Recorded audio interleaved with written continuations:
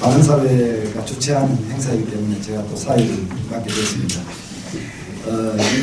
오늘 이 핵 포럼이라고 하는 것이 아까 우리 이영조 대표님께서 간략하게 설명을 하셨습니다만은 참으로 큰 생각을 가지고 시작을 했습니다. 아까 뭐 끝은 창대하다고 말씀하셨지 않습니까? 성경 말씀이 있습니다. 시작은 미약해도 그 끝은 창대하리라. 뭐 그런 생각을 가지고 사실 시작을 했습니다.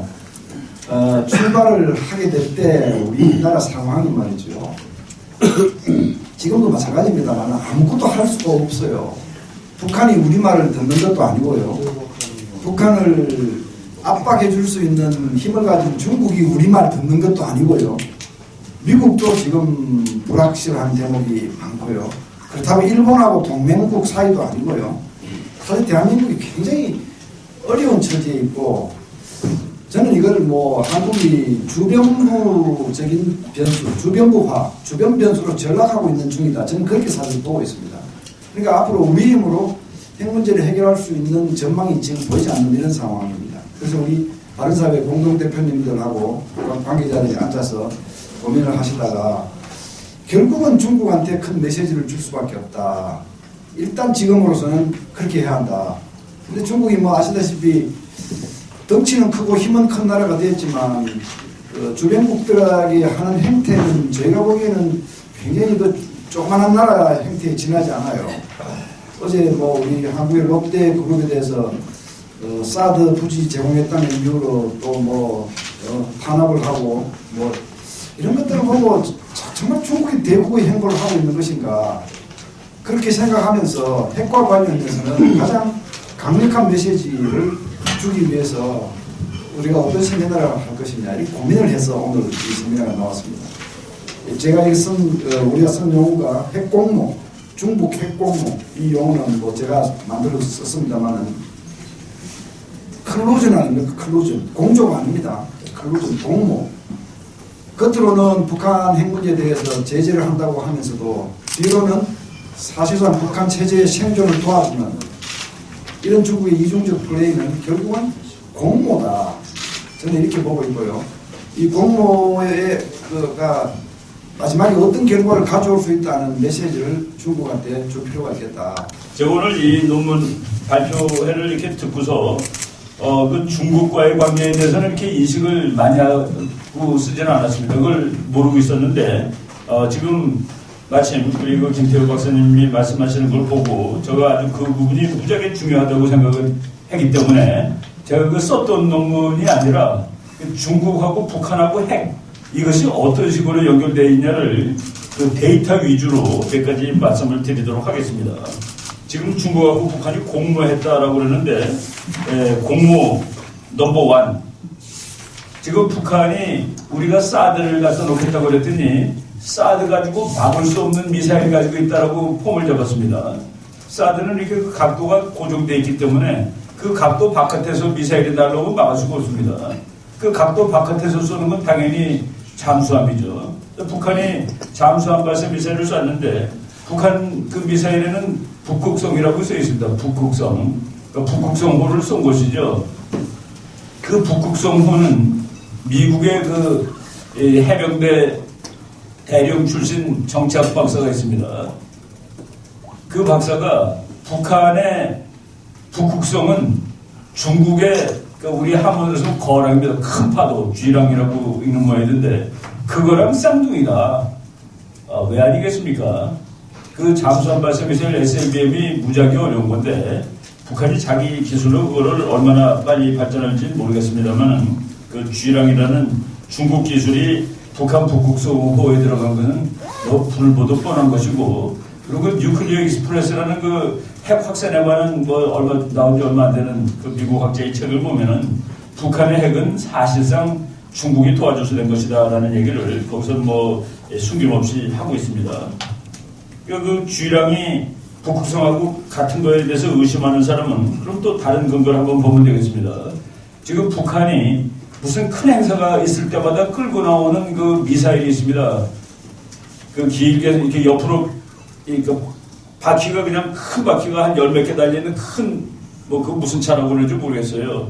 그 차가 이제 움직이는데 그 위에 미사일 하나 옆으로 다루는 그거를 그 미국 사람들은 KN-08 미사일이라고 그러는데 그거를 아직 실제로 쏘지는 않았습니다. 그래서 그 미사일이 알래스카까지는 분명히 올 거다라고 미국이 보고 있는 것이죠. 근데 미국 사람은 그 미사일을 무서워하는 거가 그 미사일이 알래스카까지 온다는 사실이 아니라 그거는 고정 미사일이 아니라 이동식 미사일이라는 사실입니다. 그러니까 바퀴가 여러 개 있으니까 계속 움직이는 것이죠. 바로 움직이는 거기 때문에 표적을 미리 뭐 좌표를 설정해가지고 쏘지도 못하고 근데 그 미사일은 뭐 북한제인지 중국제인지 따지지 맙시다. 그 밑에 있는 바퀴 여러 개 달린 차 이건 100% 메이드 인 차이나다는 그 얘기입니다. 중국이 돈 주고 북한이 돈 주고 샀는지 중국이 거저 갖다 줬는지는 모르겠지만은 바로 북한과 중국은 이런 식으로 엄청난 전략적 이 협력 관계가 있다는 그런 얘기입니다. 우리가 뭐 중국 보고 전략적 협력 동반자고 그러는데 나는 그 말에 대해서 동의하지 않았습니다. 우리의 대전략, 우리의 국가 대전략은 우리가 통일 국가를 만드는 겁니다. 대한민국이 통일한 나라를 만들고 강대국이 되는 것인데 그 전략에 동의하는 나라라야 전략적 협력 동반자가 될 터인데 중국이 거기에 전혀 동의하지 않는다고 봤기 때문에 그렇습니다. 그리고 또 하나 이제 근거 사물 뭐 이거는 뭐 북한하고 직접 공모한 것은 아니지만은 이번에 우리가 이 사드를 갖다 놨는데 중국이 뭐 펄펄 뛰고 있습니다. 제가 중국 학자한테 북한이 핵실험할 때는 어디 그렇게 펄펄 뛴 적이 있느냐라고 거꾸로 물어봤습니다. 중국의 핵실험은 북한의 핵실험에 그렇게 펄펄 뛴 적이 있느냐. 그리고 우리 그 사드가 중국의 밑에 뭐 만주를 쳐다보기 때문에 미국으로 가는 ICBM, 중국제 ICBM을 막는다고 그러는데 거기 보면은 만주에 통화라는 동화겠죠, 동화라는 그 마을이 있고 김일성 저작선 집에 보면은 자기가 거기서 독립운동했다는 그 마을 같아요. 거기에 중국의 미사일 기지가 있는데 거기 미사일이 사정거리가 600km입니다. 600km를 통화에서부터 그러면 서울이 딱 맞습니다. 자기네들은 서울을 쏠 수 있는 미사일 기지가 있는데 우리가 북한의 미사일 갖다 놓는 거를 막겠다고 아우성을 치더라. 이거는 좀 말이 도대체 안 된다는 그런 얘기입니다. 제가 최근에 미국 학자가 쓴 그 강대국 국제정치의 비극이라는 책 2판의 번역을 어제 마쳤습니다. 1판하고 2판하고 제가 1판을 뭐 2004년에 번역했으니까 오래된 책이죠. 근데 2판이 2014년에 나왔는데 그거를 이제 판권을 또 유행이 얻어가지고 어제 이제 번역을 마쳤습니다. 번역하는데 아주 하나도 힘들지 않았습니다. 왜냐하면은 나머지는 다 똑같고 챕터 하나가 새로 생긴 거예요. 그러니까 챕터 하나를 번역하면 되는데 그 챕터의 제목이 진짜 기가 막힙니다. Can China Rise Peacefully? 중국은 평화적으로 부상할 수 있는가? 미어샤이머 교수가 그렇다면 얼마나 좋겠니가 답입니다. 그렇다면 얼마나 좋겠니? 맨 마지막 그 장의 맨 마지막 나는 나의 이론이 틀렸으면 좋겠다.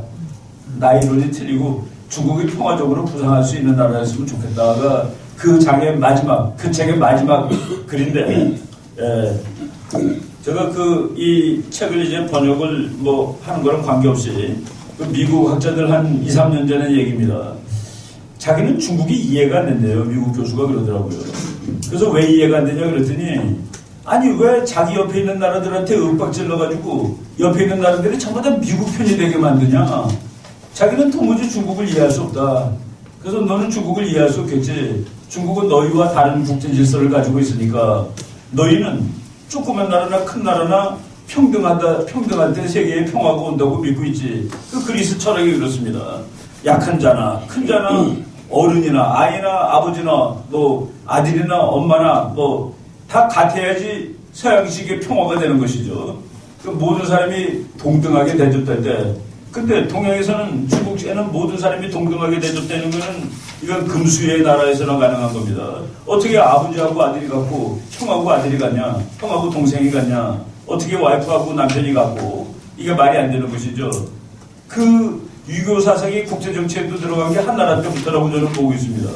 그래서 동생이 형 대접을 하고 형은 동생한테 모범이 되고 지배를 하고 그러니까 수직 질서 서양은 수평 질서가 평화의 조건인데 여기는 수직 질서가 평화의 조건이다. 그래서 걔네들은 그 관계를 법적으로 나는 형이고 너는 동생이고 중국 사람들이 한국하고 친해졌을 때 우리한테 하는 말대로는 우리는 서양 국제 정책을 공부한 사람은 기가 막히는 얘기를 합니다. 한국과 중국은 형제 국가예요. 누가 형인데? 그럼 누가 형이에요? 서양의 형제 국가라는 개념이 있으니까 우리는 친구다지. 바로 그래서 걔네들이 한국한테 내가 네 형 할게 그러니까 한국이 한참 잘 지내가다가도 친구할 게 아닌 놈한테 붙으려고 한다는 그 얘기죠. 형은 그러니까 우리가 왜 네가 형이냐? 같은 다 똑같은 거지. 아니 바다를 잘라놓고서 한국 해군 여기 이상 나오지 말라는 나라랑 어떻게 우리가 잘 지낼 수 있습니까? 124도 끊어놓고 한국 해군이 그 밖으로 나오면 중국이 와서 뭐라고 그럽니다. 석유 124도를 걸어놓으면 서해바다의 72%가 중국이고 28%가 한국입니다.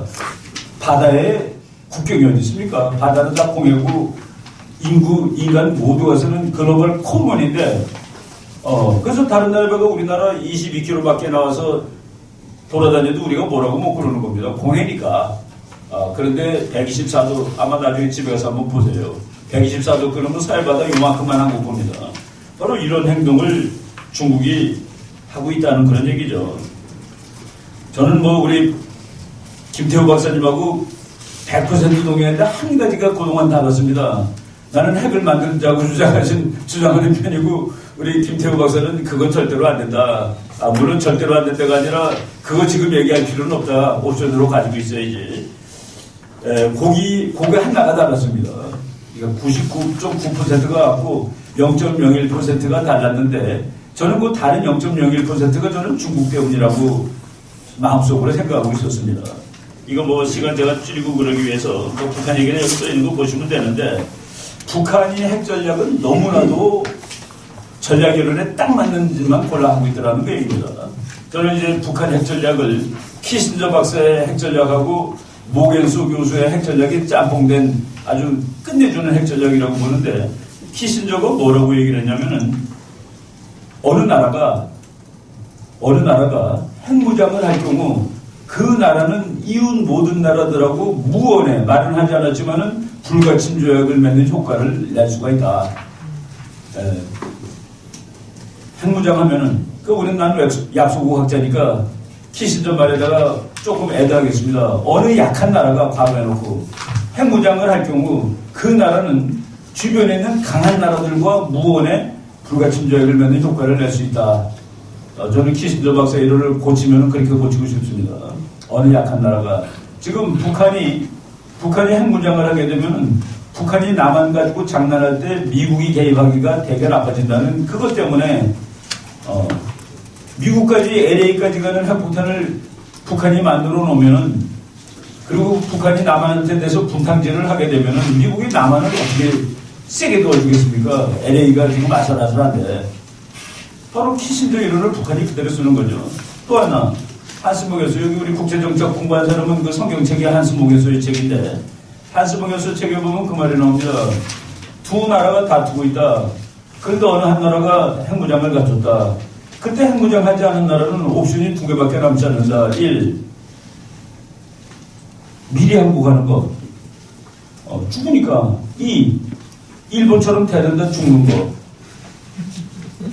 북한이 핵을 만들면은 우리는 북한 핵이 여기 떨어지는 거로 착각하는데 미쳤습니까? 한스모 교수가 그랬습니다. 핵은 안 쓸 때 효용이지 쓰면은 효용이 없는 거라고. 북한은 핵을 가져놓고 게릴라 전쟁하겠죠. 핵을 가지고서 연평도를 가기겠죠. 지난번에 연평도 맞았을 때 우리가 재래식 전쟁도 못하고 참았습니다. 근데 북한이 핵을 100발 만들어 놓은 다음에 연평도 때리면 우리가 무슨 재간으로 세게 반응하겠습니까? 북한이 돈 달라고 그러는데 우리가 핵을 없앨 때까지 안 주겠다고 그랬습니다. 그러니까 북한이 화가 나서 연평도를 가겠습니다. 돈 달라고.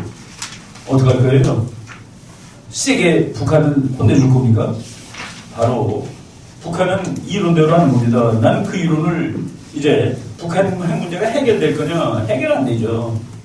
그 좋은 거를 왜 버립니까? 남은 게 그거 하나밖에 없는데 북한이 남한하고 싸우면서 이길 수 있는 게 그거 하나인데 그걸 없앤다? 그건 바보죠.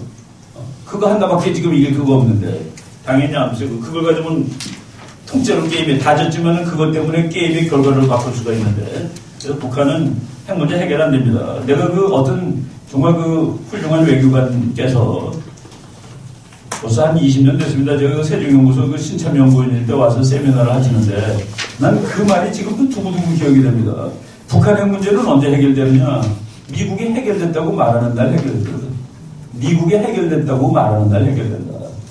그러니까 미국이 북한이 미국 편 되면은 핵 안 뺐습니다. 지편인데 지편이 중국 코앞에서 핵 들고 있는데 그게 왜 나빠요? 그래서 미국이 북한 핵 문제가 해결됐다고 얘기하는 날 북한에 핵이 있을 수도 없을 수도 있다. 이런 그 폴리티컬한 그런 의미를 가지는 건데 지금 우리도 저는 핵을 가지면은 지금 이제 핵 문제 해결은 안 됩니다. 그래서 핵을 북한이 그걸 못 쓰는 방법을 찾아야 되죠. 억제를 해야 되는데 이제 워파이팅, 디펜스는 끝났습니다. 핵무기 가진 놈하고 파이팅은 안 되고 그걸 어떻게 디펜스 합니까? 그 디터를 해야 되는데 디터런스. 그 디터할 때는 우리도 핵을 가진 방법밖에는 사실은 없는 거 아니냐. 근데 이제 그거는 너무 빠르니까 뭐 미국 핵을 갖다 달아든가 뭐 그런 중간중간 단계가 있겠습니다만은 궁극적으로 이 미어셰이모 교수처럼 중국은 평화적으로 부상할 수는 없습니다. 이게 국적 구조죠. 구조. 그리고 중국의 꿈은 뭐겠습니까? 아시아 챔피언, 세계 챔피언. 그 중국이 뭐 못된 나라라서 그 꿈을 가지는 건 아닐 겁니다. 정상적인 나라니까 그런 꿈을 꾸는 건데 미국은 정상적인 나라니까 그것이 1등 하면 안 되고 지가 1등을 계속해야 되고 바로 이런 비극적인 상황에서 우리가 살 방법은 적어도 우리가 그 나라로부터 뭐 쩔쩔매고 그렇게 사는 거는 이제 벗어나야 되겠다라는 생각을 합니다. 우리 서균열 박사처럼 대단한 핵공학자들이 있는 나라가 이거 만들겠다는 상상도 안 해보고 산다는 것은 좀 말이 안 된다라는 말씀을 드리면서 15분이 딱 넘었군요. 여기 일을 하겠습니다. 네, 감사합니다. 이게 실제 이거는 제가 주머니에 쌓아있는 아주 소중한 거라서 우리나라에서 나온 우라늄 원석입니다. 약간 방사선이 나오죠. 근데 이게 적당히 나오면 머리는 이 정도 휘어지고 빠지진 않더라고요. 처음 봐서 놀랐어요. 다시 나셔요. 그리고 노화가 조금 방치되는 것 같아요. 물론 오늘 화장 좀 하겠습니다. 나쁘지 않아. 근데 이게 이제 문제가 될 때는 이게 갑자기 많이 이게 이제 대충 한 2kg까지 해요. 근데 이거는 이제 순도가 낮습니다. 그 노초에서는 안 겁니다. 그냥 우리 경기도인데요. 근데 이걸 이제 그 정년도 하고 저희는 하고 해야 됩니다. 그래서 여기 쓸만한 건 거의 없어요. 그러니까 1000개 중에서 7개가 있을까 말까. 근데 우리는 그 외에 덕지덕지 붙어 있어가지고 좀 그렇긴 합니다만은 여기서 이제 잘 해가지고 뺍니다. 그러면 이렇게 됩니다. 이건 이제 거짓말, 이게 구슬이에요. 스테인리스 스틸인데. 이게 약 2kg이 안 됩니다. 1kg 정도 되는데요. 이거의 절반이면요. 요즘 전기차 나오죠. 요즘 제일 멀리 가는 게 경유차인가요? 이게 한 1000, 제가 보니까 저 경유차를 갖고 있는데, 한번 가는 차니까 1200km 나오더라고요. 부산 갔다가. 이제는 남북 통일될 걱정 없죠. 근데 이거는 100년을 쓸 수가 있는 거죠. 그리고 이 정도면 우리가 태어나자마자 PC를 하고 뭐 랩탑 쓰고 요즘 다 그렇지 않습니까? 돌아가실 때 입관하실 때까지 PC 하시는 이거 하나는 전부 해결됩니다. 그만큼 강력한 것이죠. 그래서 이걸 빼가지고 처음에는 이제 모르니까 계산들이 많지만 그래서 혹시 히로시마 나가사키까지 아주 무식하게 많이 가져갔습니다. 뭐 4% 오픈했죠. 근데 핵 물질이 4% 오픈한 건 아니었어요. 핵 물질은 뭐 기껏해야 60kg, 6kg 했죠. 근데 고폭 장약이 2톤, 3톤 했죠. 그러니까 결국은 이 장약 무게 때문에 굉장히 많이 나온 겁니다. 걱정을 했죠. 근데 이게 요즘은 그래서 그때 이제 6kg 플루토늄으로 그리고 우라늄은 모르니까 많이 가져갔어. 25kg 많이 가져갔죠. 거의 50kg 갖고 갔죠. 근데 그 중에 혹시 몇 킬로그램 터진 거 아십니까? 500g밖에 안 터졌어요. 500g밖에. 1%도 안 터지고. 근데 도시가 날아가지 않습니까? 근데 요즘은 이제 그게 아니고 효율이 높아져요. 그러니까 그렇게 많이 쓰지 않고 적게. 어디까지 내려갔냐면 2kg만 있으면 깔끔한 탄두를 만들 수가 있습니다. 더 이상 6kg도 아니고요. 근데 일본은 2kg 가지고 2kg이면 약 한국 공 좀 아니요. 탁구공보다 좀 작아요. 전에는 자몽점으로 돼서 그건 옛날 얘기죠. 지금은 탁구공보다 작아도 됩니다. 근데 문제는 이렇게 두면 안 되죠. 보통 때는 좀 흩어지게 놔야죠. 안 그러면 임립이나 되겠습니까?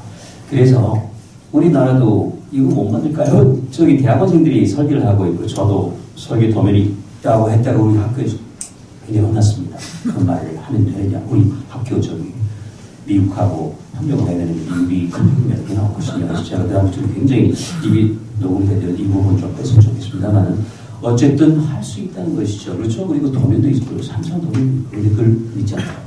근데 제가 항상 그 강의를 할 때는 문제가 좀 있는 게 그 강의 자료하고 강의 내용 자체가 굉장히 달라요. 그래서 그 강의 평가가 굉장히 안 좋습니다만 그래도 그 나쁜 버릇을 여기서도 할 수 없이 지우지 못하고 하는 게 이거 다 읽어보셨죠? 저는 일본의 그 야사를 조금 소개시켜드리고 아마 아실 겁니다. 왜냐면요 우리가 일본을 몰라도 너무 모른다. 그리고 우리 대한민국 정말 순실의 나라다. 진실하지 못해가지고 순수하다, 순진하다. 맞죠? 요즘 추위가 순실인 것 같아요. 우리 뒤집어보면 다 부스럽다. 일본이요. 미국하고 다 저기 하면서 우리 거 다 하지 않습니까? 우리는 비에 3원씩 지킨다. 만들지 않겠어. 갖지도 않아. 갖고 오지도 않겠어. 제작하지 않고 보유하지 않고 반입하지 않겠다. 사도수상입니다. 그래서 평화상 받았습니다. 근데 그 수상은 바로 그때 핵무장을 시작한 게 아니고요. 계속하고 있었습니다. 일본 핵개발 역사는 76년째가 됐습니다. 그리고 우리가 많이 모르는 것 중에 하나가요. 미국만 원자 폭탄에 뛰어든 게 아니고요. 그 당시 저 자체가 정말 섹시하다 그러죠. 전부 다 뛰어들었습니다. 독일, 소련, 그게 일본에 있었고 일본은 1941년에 육군이 주도를 해가지고 도쿄대학이 그리고 42년에 교토대학이 주도를 해가지고 그 당시 유가와 히데키 아시죠? 물리학자 기가성 같은 사람이 있었고 그리고 아인슈타인을 초청했습니다. 미국 가기참이죠. 그때 일본이 벌써 포석을 하고 있는 것이죠. 그래서 사진이 있고요. 그래서 이게 여태까지 낭설로만 되어 왔었는데 얼마 전에 구로다 교수가 죽으면서 그 부인이 미국 여자입니다. 그 여자가 그동안 사장되어 있던 일본의 극비 원자 폭탄 설계 문서 중에 다 타버렸어요. 1000쪽 이상을 항복과 동시에 전부 되었습니다. 근데 23쪽은 누군가가 들고 나왔죠. 미국까지요. 그게 바로 구로다 교수였고요. 그게 얼마 전에 공개가 됐고 이제 BBC로 기타 저기 전부 다 공표가 되어 있습니다. 거기에 보면 우라늄을 어떻게 농축할 것인지 그리고 일단 폭탄이 터지면 버섯 구름이 나오고 위력이 어느 정도 될 것인지 많이 오류가 있죠. 그렇지만 계산을 했고요. 그리고 우리가 참 모르는 것 중 하나가요. 그래서 벌써 1945년대는 거의 시제품이라고 하죠. 시작품. 이거 잘 알려지지 않습니다. 하나를 만들었습니다.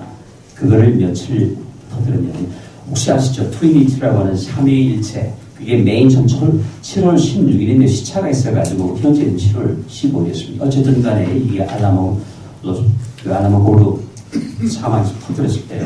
그때 일본도 거의 준비가 되어 있었습니다. 그건 플루토늄 폭탄이. 일본은 플루토늄 가질 수가 없었어요. 원자로였기 때문에. 우라늄을 가졌습니다. 어디서 왔을까요? 독일에서 왔고요. 그래서 일본 그 당시부터 거의 보통이 와 있어도 그걸 흥남 질소 비료 공장에서 은밀하게 만들었습니다. 그래서 여기서 이제 그 일본인의 그 치밀함이 나오죠. 교토 대학은 해군이 주도하고 우리 북한 흥남 함을 지목했습니다. 전력이죠. 우라늄이 나오고 있다는 걸 알았습니다. 일본 본토는 없었거든요. 그래서 그 물량을 두 군데 갖고 올렸죠. 하나는 함을 그리고 하나는 독일. 그중에 독일이 먼저 왔습니다. 근데 5월 7일 날 독일이 항복했지 않습니까? 그러니까 오던 그리고 그 배의 이름이 또 우연찮게 U234입니다. 우리가 편히 U235인데 딱 이름이 부족해요. 한 끗 차이인데 그때 이유는 우라늄이 아니고 우시프 독일 말죠. 우보 잠수함이죠. 오다가 도중에 해양했어요. 그리고 그때 이 독일군이 해가지고 그걸 이제 미군이 접수를 했죠. 그러니까 거기에 560kg이 있어서 그걸 못 썼습니다. 그런데 있는 거 가지고 그 당시 함흥, 그러니까 흥남 앞바다에서 원폭 실험을 했고요. 8월 12일입니다. 보세요. 언제 히로시마가 터졌습니까? 8월 6일이죠. 언제 나가사키니까 9일이죠. 그동안 25만 명 정도 합해서 뭐 당일 또는 일주일 내에 사망했죠. 뭐 도시는 없어졌고요. 그렇죠? 근데 사흘 후에 동해안, 근데 거기 불행하게도 Sea of Japan이라고 써 있어요. 일본 내에서 동해에서 폭발 실험했는데 저는 그 설계 문건을 보면은 그렇게 강력한 것 같지는 않아요. 약 1000톤이 될까 말까 하니까 요즘 그 아시다시피 우리 김 대표님 계시지만은 톤으로 하죠. 제식 화자 TNT, 그게 삼질화 톨루엔이란 말인데요. 이게 1000톤 되는 걸 KT라고 하죠. 톤입니다. 그래서 킬로톤도 되지 않는 약 600톤, 그냥 그 설계 문건 저도 봤습니다. 그런데 굉장히 조잡하고 계산이 오류가 많죠. 근데 그럴 수밖에 없었던 게요. 그래서 다시 한번 돌아가면요. 미국은 그리고 그때 핵 개발 프로그램은 전부 다 좀 멋있죠. 비밀에 가려져 있지 않습니까? 미국은 맨해튼이었고요. 금속, 실험실 이름은 금속 실험실이었습니다. 메로스 말이죠. 시카고. 일본도 아무런 썼습니다. 뭔가 혹시 아시나요? NC라고 하는데요. 그것도 두 서리프가 있습니다. 첫 번째는 N은 나이트로젠 질소죠. 그게 액체 질소 로켓 연료입니다. Z는 뭐냐? 제트였을 것이다. 제트기가 그때 미사일하고 핵을 같이 하는 질소 비료 공장에서 그게 1940년입니다. 그때 개발을 했다는 것이죠. 그래서 혹시 아십니까? 1956년 한국 동란, 우리 6.25 전쟁이 났을 때 미국이 바로를 촉도화해버렸습니다. 알고 있었기 때문에. 근데 거기서 남은 거는 소련이 가져가고 중국이 가져가고 과학자를 납치해가고요. 그렇죠? 그리고 한 사람은 구로달 교수가 미국 아르칸사에서 대학 교수를 하다가 얼마 전에 죽었고 아마 2년 된 것 같습니다. 미국 부인이 이걸 공개를 했고. 그래서 이게 세상에 알려진 건데 그럼 왜 그동안에 아무도 몰랐느냐? 복이 났죠. 심지어 MBC에서도 11년 전에 기획을 했습니다. 이제는 말할 수 있다. 그런데 일본에서는 그때도 전화드린 지금도 말할 수 없다고 답을 했답니다. 근데 어쨌든 취재를 해가지고 생존자 하나 있었는데 그분이 돌아가셨어요. 취재 시작하기 한 5달 있다가요. 그래서 전부 지워진 판이었는데 그때 구로다 교수의 부인이 이걸 도쿄 이화연구소가 바로 그 연구소입니다. 그런데 이 연구소를 D29 가가지고 원폭 투박이 전에 완전히 초토화를 해가지고 그러니까 증거가 인멸이 된 겁니다. 어쨌든 간에 거기 연구소 다시 돌려주면서 이게 다시 세상에 뜨게 된 것이죠. 어쨌든 일본은 그때부터 만들고 있었고 지금도 만들고 있고 평화상 만들면서 만들고 있었고 그래서 제가 보기에는요. 석 달이 아니고 3주도 아니고 일주일이면 일본을 만들 수가 있습니다. 그동안 꾸준하게 플루토늄까지 48톤인데요. 자, 계산할까요? 2kg을 일본은 그 핵기술이 우리하고 막상이라고 그러죠. 굉장히 앞서 있습니다. 미국보다도 프랑스보다도 우리 대한민국, 일본도 앞서 있습니다. 우리나라에 지었기 때문에요. 미국이 옛날에 그런 일지는 아닙니다.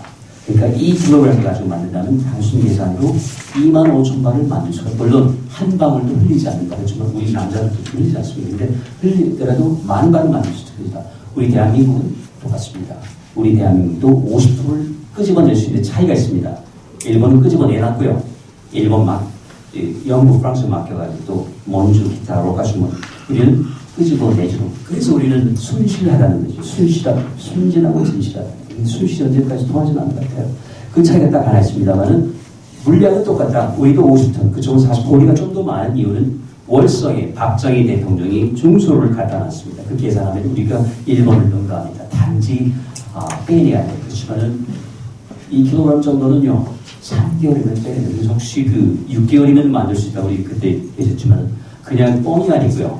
만들 수 있어. 2kg 못 만들다고 우리 국제원자기구에 자진 신고했지만은 공릉동에서 만들었고요. 불편 뺐습니다. 그리고 농축도 레이저를 했습니다. 2kg면 못 만들까요? 글쎄요. 그래서 제가 드리고 싶은 말씀, 우리는 일본을 몰랐고, 그리고 지금 제가 여기 쓰지 않은 이유가 있습니다. 이게 좀 문수화 되면 또 우리 학과실 문제가 될 것 같아가지고, 어쨌든 간에 이게 얼마 전까지만 해도 이게 낭설의 그 진실이었다는 게 23쪽짜리 보고서를 저도 유튜브에서 봤습니다. 물론 일본말을 모르지만은 원숭이 굴리기가 그려져 있고요. 그리고 버섯 굴리기가 그려져 있고 대단하지 않습니까? 그러면 일본이 두 발 맞았죠? 그렇지만은 처음에는 끌어가지 않았죠? 좀 갸우뚱하죠. 근데 그때 보관이 있었습니다. 천황한테. 두 가지 방법이 있습니다. 첫 번째는 풍선 폭탄이라는 거 혹시 아셨습니까? 10km 항공기가 다니는 기류에는 제트 기류가 있어요. 거기까지만 가면은 사흘이면 미국 본토로 갑니다. 거기다가 폭탄, 소탄을 넣었어요. 그래서 그 중에 1000발가를 끼웠는데 1000발 정도 갔죠. 이게 어느 영화에도 나옵니다. 태풍인지 타이푼인지 영화 혹시 아시죠? 풍선 폭탄을 일본이 만들었어요. 그러니까 ICBM의 몫이도 가는 것이죠. 또한 두 번째는 인간 노래입니다. 일단 장소만 갔다가 샌프란시스코 LA 근처에서 쏜것이죠. 폭탄. 그리고 그 당시 처음으로 미국보다 먼저 날개를 접는 비행기를 만들었죠. 장소. 우리가 일본을 좀 배워야 됩니다. 우리는 지금 손 놓고 있었거든요. 그래서 제가 드린 말씀은 아까 말씀드린 이제 트럼프가 잡았습니다. 지금 저기 인터뷰를 했더니 저기 한국 자 보이죠? 일본에 핵무기 만든다고 한 적은 없다. 단지 방위군 분담을 100% 해라. 50% 말고 그런 거지 않습니까? 자주 국방해라. 그렇다면 우리는 차라리 그 방위 분담금의 몇 분의 1이면 1조 원이면은 10기 만들고 100기를 만들고 싶다. 10조 원입니다. 아무리 연탄이지만은 공장은 필요를 하니까요. 그래서 100기를 만들면 100발 만들면은 약 10조 원. 우리는 1000발까지 필요 없습니다. 왜요? 북한만 놀면 되니까요. 그 전제 조건이 있습니다. 북한이 멈추는 때까지 우리는 계속하는 거고 북한이 멈추면 우리 똑같이 핵 처벌합니다. 미국과 소련이 하는 거죠. 그런 전제 조건 하되 단 지금 우리가 뭐 하면은 경제 제재 이런 분들이 많으니 차라리 이렇게 그 핵이라는 것에 대해서 연연히 하고 잊지 못해 하는 일본 좀 이용하자 역학 관계를 그렇지 않습니까? 그리고 우리는 일본보다 더 많은 군들이 있고 그 일본이 가짜는 하나를 또 갖고 있습니다. 삼중수소를 갖고 있어요. 그래서 이 박정희 대통령이 지금 따님보다는 훨씬 생각합니다. 그래서 지금 우리가 사실 그래서 이 삼중수소가 있기 때문에 자 우리 한번 같이 해보자. 그러면 글쎄요 미국이 세계가 한국과 일본을 경제적으로 제재한다고요. 글쎄요 어쨌든 우리는 이런 미묘한 육학관계를 이용한다면은 지금처럼 이렇게 바보처럼 우리는 참 낭비 체질이에요. 이렇게 있다가 또 금방 잊어버립니다. 그래서 저는 잊지 않기 위해서 이걸 갖고 다니거든요.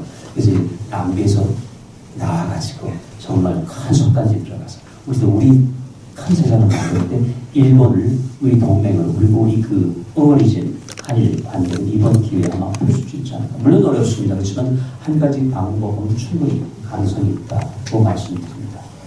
죄송합니다. 안녕하세요. 저기 임채원입니다. 이제 한국말 좀 약간 좀 서툴러서 좀 양해 부탁드립니다. 제가 여기서 대만 사람으로서 중국하고 북한 핵 문제 확산에 대해서 제가 대만 사람 입장으로 여기서 좀 말씀드리겠습니다. 먼저 북핵 문제는 사실 대만한테는 직접적인 영향이 없어요. 사실 대만 주로 관심 있는 부분은 북핵 문제 일어나고 나서 중국이 미국이랑 어떻게 협상되는지의 결과에 따라서 대만의 이 부분은 제일 관심이 있습니다. 왜냐하면 중국 입장에서는 양 관계는 아마 한반도 문제보다 일찍 해결해야 한다고 그렇게 생각하고 있습니다. 양 관계는 중국 군의 문제 있고 그리고 미국이랑 협상할 때는 더 중요한 카드입니다. 제가 여기서 대만 핵무기 기술에 대해 제가 간단하게 역사에 대해 제가 좀 설명드리겠습니다. 제가 여기서 이런 내용은 다 비밀 해제된 파일이고 그리고 당시의 연구자 선체 내용으로 참고해서 만들었습니다. 물론 지금 아직 좀 공개되지 않은 비밀이 아직 있는데 제가 그냥 이런 내용을 설명드리겠습니다. 대만 핵 기술 발전에 기원하고 중국이랑 사실 좀 연관돼 있습니다. 옛날에 1949년대 국공내전 때 그때 당시 원자력 발전의 연구자인 학자 사실 대부분 다 중국에 남아 있습니다. 장기에서 따라서 대만 도망온 사람 사실 좀 많지 않았습니다. 근데 대만 정부 당시 1949년 그때 대만 오고 나서 이 남아있는 원자력 기술의 인재를 중심으로 핵 기술 사실 그 발전 계획 세웠습니다. 그 중요한 계기는 1964년 10월 때 그 중국 그 신장 로후버그에서 그 핵실험 첫 번째 핵실험 성공했을 때 사실 그때 장개석 자기 일기장에서 아니면은 주변 창문을 보면은 그 장개석은 많이 충격받았어요. 왜냐면 당시 대만 아직 그 양강의 군사 대지의 그 균형 세력에서 대만 아직 우위 가지고 있는데, 근데 그 중국 핵 기술 가지게 되면은 대만은 물론 약간 좀 위험한 상태에 있을 수도 있습니다. 그래서 그 당시 장개석하고 그 이스라엘 원자력 위원회 그 버그맨 그 친구랑 같이 협조해서 그 핵 기술 발전 계획을 시작했습니다. 그때 당시의 계획 이름은 신주 기획, 중국어 말하면 신주지화 이 계획을 시동했습니다. 그 계획은 중심의 내용은 그 국립중상과학연구원 그 기관을 만들었습니다. 이 기관에서 당시 주로 당시 첫 번째 임무는 그 핵 기술 개발이라고 그런 임무입니다. 그 중상과학연구원은 아직 있습니다. 지금 이 연구원은 핵 기술이나 아니면 대만 주로 그 국방 기술 연구하는 기관입니다. 그 당시 그 중상과학연구원에 있는 사람들은 다 당시 장개석 따라서 중국에서 도망온 그런 핵심 임무를 하고 아니면은 과학병 출신 그런 장교 아니면은 그런 사람들입니다. 1969년대는 그 당시 1969년대는 대만은 그 청와대학교 베이징 그 청와대학교 아니고요. 그 당시 청와대학교 총장 타이베이에 와서 다시 대학교 만들었습니다. 그 청와대학교 안에서 반응로 처음에 만들었습니다. 그 1969년대에는 그 캐나다에서도 그 캐나다를 통해서 많은 그 반응로의 많은 부분도 수입했습니다.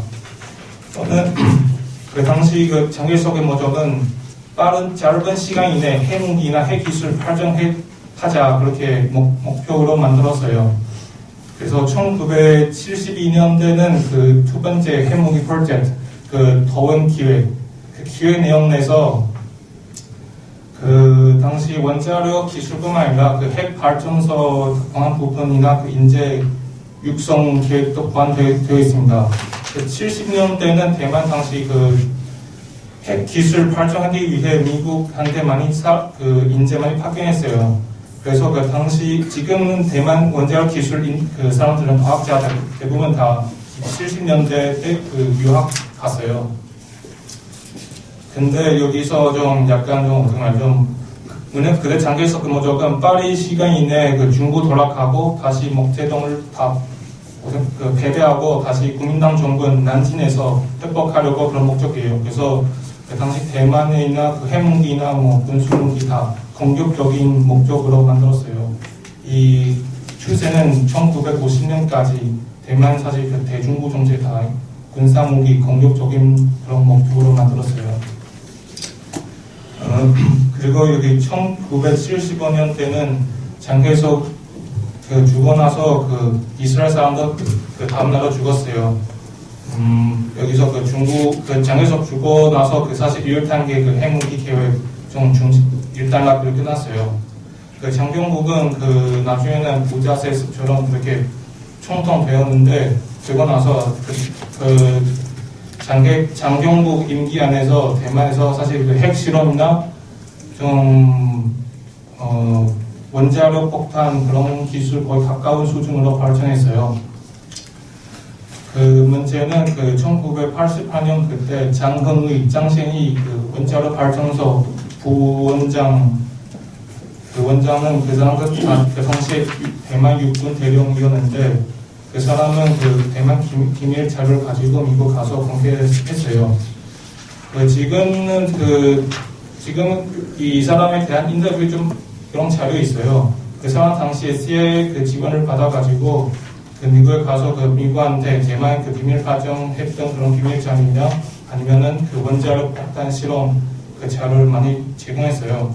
근데 그 당시 미국 정부의 입장에서 대만 그대로 있고 중국 공격하지 마라. 왜냐면 이렇게 하면 양안 관계 군사 대치 아마 한반도 전쟁처럼 더 거대화될 수도 있어요. 그래서 그 대만은 1988년까지 이 핵 계획 사실 미국 압력 받아서 그 완전히 중지했어요. 왜냐면 그 조건도 있어요. 그 당시 대만은 원자력 발전소 3개 건축 계획이 있어요. 그 3개 건축 계획 중에서 미국은 그 연료 그 원자력 발전소 그 부분 미국의 발전소 그 부분 제공해 준다고 그렇게 말하고 그 대신 대만은 핵무기 중지해라 이렇게 했어요.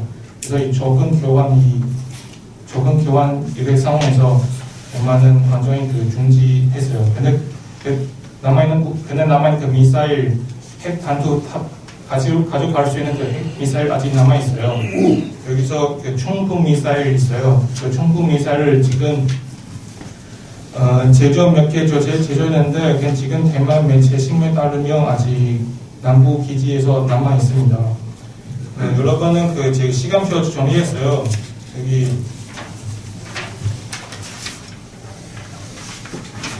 여기 29페이지에서 제가 그 핵기술 발전사의 시간표 간단하게 정리했습니다. 여기서 그거 보면은 사실 지금 시각으로 볼 때는 약간 좀 북한이고 좀 비슷한 스타일인데 근데 그 당시 대만의 목적은 그 중국 돌아가기 위해 그래서 하는 것입니다. 근데 북한하고 목적이 좀 다릅니다. 그리고 저기 그 대만과 북한 관계는 사실 그 한중 수교 이후에 대만은 그 한국이나 중국을 보복 강력하기 위해 사실 그 10년 동안 북한랑 좀 중외교 관계 좀 만들었습니다. 그 북한 당시도 그 김정일 그 윤 동지이나 수해 피해 그 지원 많이 받기 위해서 대만랑 약간 짧은 동안 좀 교류했는데 그 당시 대만도 그 북한을 통해서 좀 한반도의 정책 사실 좀 그래 세웠습니다. 나중에 2000년 이후에 그 북한 약간 핵 발전에 대해서 좀 많이 가까워지고 그리고 핵 발전 핵 기술 좀 강해했다는 그런 사실 알게 된 후에 대만은 그 북한이랑 사실 관계 좀 멀어졌습니다. 그래 대만은 지금 그 주로 핵 한반도 북핵 문제에 관심 있는 부분은 2차적인 영향이에요. 2차 영향 뭐냐면은 만약에 한국하고 일본은 핵 문장 핵 기술을 발전하게 되면은 대만은 어쩔 수 없이 그 과거 있었던 핵 기술 다시 봉인을 열고 다시 시작할 수도 있어요. 왜냐면 여기서 그 대만하고 중국을 사실 지금은 뭔가 좀 사이가 좋아 보이지만 근데 정치에서 아직 대립 관계 있고요. 그리고 우리는 한반도처럼 정전협정 이런 거 없어요. 그런 평화협정이나 무슨 관계인지 그런 관계 성명도 없어요. 그래서 전쟁이 일어나면은 사실 끝이 없이 바로 일어날 수도 있어요. 그래서 지금 만약에 그리고 그 중국과 일본은 사실 그钓鱼台생态구열도 그 분쟁이 있어가지고 대만 사실 이거는 대만한테는 북핵 문제보다 더 큰 문제예요. 만약에 그 일본은 그 핵무기 가지고 그리고 일본 자위대는 일본 군대식으로 박아버리면은 대만은 자기 그 중국 일본 그 사이 입장 생각하면은 그리고 미국 입장으로 생각하면은 대만은 무조건 아마 미국 쪽으로 동맹 관계 가입할 수도 있습니다. 그렇게 가입하게 되면은 그 양안 관계는 아마 좀 옛날에 국군 내전 이 후기처럼 군사 대치의 긴장 관계에 돌아갈 수 있어요. 그것뿐만 아니라 대만은 만약에 핵 확산 영향 받아서 핵 기술, 핵 무기 가지게 되면 이거는 동북아 문제 아닙니다. 이거는 동남아 문제도 있습니다. 대만의 위치가 좀 예매합니다. 일본도 가깝고 그리고 필리핀도 가깝습니다. 만약에 대만은 그 핵무기, 핵 기술 가지게 되면 그 미사일 사거리 계산하면 사실 필리핀까지도 영향 줄 수 있습니다. 이렇게 하게 되면은 북한 문제부터 동남아까지, 동남아, 미국, 중국 사이 그 영토 문제 있는 나라까지도 핵 기술, 핵무기 어떻게 가져갈지도 모르겠지만 그런데 핵 기술을 가지고 있는 나라들은 아마 다시 발전할 수도 있어요. 그래서 제가 여기서 32페이지에서 제가 대만은 최고의 터미널이라고 합니다. 그런데 이 터미널 무너지면 이거 한반도 문제뿐만 아니라 동아시아 문제입니다. 그리고 여기서 제가 적은 세 개에 나누어 있습니다. 세 개 적은 그 대만, 만약에 이 세 개 적은 진짜 형식화되면 대만은 이 핵무기 가져갈 수 있는 가능성이 있습니다. 그 첫 번째는 중국이 무기하는 상황에서 북한 핵 보유국 인증카드 취득할 때 지금 무조건 첫 번째 적응이 있고요. 그 두 번째 적응은 한국, 일본 주변국 국가들은 핵무장, 핵기술 그리고 여러 가지 그 군사 대치 긴장 앞에 들 수 있는 상황이 일어나면은 그때도 대만도 대량 사살 무기처럼 그런 약초국 수 있는 전략 채택할 수 있습니다. 그 세 번째 적은 그 미국 동아시아에서 평력 보호 철수하고 양안 관계 정치 군사 방면에서 완전히 중국으로 가족 기울어질 때 그때도 그 대만은 자기 보호를 하기 위해 강력한 무기나 비정규 무기 발전할 수 있는 가능성도 있습니다. 그리고 지금 대만은 재래식 무기나 중국이라는 비교적인 약한 편이고 그리고 미국 불확실한 동맹 관계에 있어서 핵무기를 통해서 안전보장 확보할 수 있는 가능성도 있습니다. 그런데 그 약소국이 대만은 공보의 세력 균형 계속 유지할 수 있는 나라가 아닙니다. 대만은 만약에 핵무장을 가지게 되면은 사실 중국이랑 그런 긴장 관계 그 지속력 사실 아마 한국과 일본보다 약한 편입니다. 이런 터미널 게임 하면은 사실 대만 짧은 동안 아마 뭔가 좀 대치할 수 있는 적은 가지고 있고 그리고 이 네고시에이션으로 나가할 수 있는 기회가 있는데 근데 이 장기간 보면은 대만이 이렇게 핵무장 오랫동안 가져갈 수 있는 나라가 아닙니다. 또는 그래서 나중에는 대만은 한반도에서 한국이랑 물론 외교 관계까지 회복할 수 없는데 근데 민간 차원에서 어떻게 핵 문제 해결해야 할지에 대해서 사실 대만도 참여할 수 있는 기회가 많이 있습니다. 저는 대만은 지금 미국이랑 그 동맹 관계 사실 한국, 일본랑 좀 다릅니다. 대만은 지금 대만 미군 이미 30년 전에 철수했어요. 지금 대만에서 아마 미군 한 명도 없는데 그래서 그 주한미군이나 주일미군 지원이나 그런 즉시 동원 지원 그런 사실 대만 지금 그 군사 훈련할 때는 일주일 동안 그런 버티는 계획이 있어요. 만약에 중국이 공격 오면 일주일 동안 버티면서 주일미군, 주한미군 지원 올 때까지 참여하겠다 그런 계획이 있어요. 근데 지금 문제는 대만은 더 확실하게 미군의 그 지원이나 그런 계획 잘 있어야 한다 그 요구했어요. 지금 대만은 문제 그런 좀 큰 문제예요. 그래서 나중에는 그 대만 중심으로 그런 정략적 삼각관계 사실 좀 많이 과학적인 삼각관계 사실 많이 구축해야 됩니다. 그리고 대만은 사실 지금 한반도에 대해서 사실 잘 모르고 있습니다. 물론 그 대만은 북해 문제를 북해 발전하는 것을 반대하고 있습니다. 또는 몇 년 전에 대만 회사, 연계 회사 그 불법 절차로 북한한테 그 수입했다는 그런 사실 대만도 그 회사들한테 제지하고 많이 구속했어요. 사실 지금 협조의 입장도 나와 있습니다. 그런데 지금 문제는 그 한반도에 대해 전체적인 어떤 상황까지 가는지 그리고 어떻게 참여해야 할지 부분 사실 좀 많이 연구이나 학술적인 연구나 정략적인 연구가 필요합니다. 왜냐하면 대만은 좀 한국, 일본보다 사실 더 약한 구가 있고 그리고 원자력 발전소는 만약 폭파하면 사실 대만 반 이상 다 무용 쓸 수 없는 땅 돼버렸어요. 그래서 대만 지금 가지고 있는 적은 사실 좀 열악하고 그리고 북한 핵 확산에 대해서 사실 좀 많이 관심이 있는데 근데 좀 나중에 한국, 대만 협조해서 좀 계속 이렇게 연구이나 교육이 필요합니다. 이상입니다.